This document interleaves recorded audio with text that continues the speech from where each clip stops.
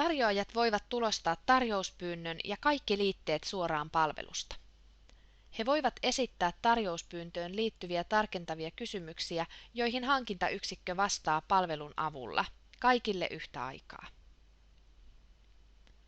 Koska palvelu ottaa vastaan vain tarjouspyynnön mukaisia tarjouksia, myös tarjoajat tietävät, mitä tietoja tarjoukseen vaaditaan.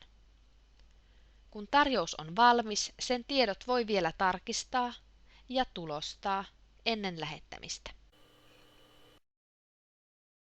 Kun tarjousten määräaika on umpeutunut, hankintayksikkö kirjautuu sisään palveluun, täyttää avauspöytäkirjan ja pääsee arvioimaan tarjouksia. Hankintayksikkö voi nyt tarkastaa sekä tarjoajien kelpoisuuden että tarjousten sisällön ja hylätä tai hyväksyä tarjoukset. Kun kaikki tarjoukset on arvioitu, voidaan siirtyä tekemään hankintapäätös.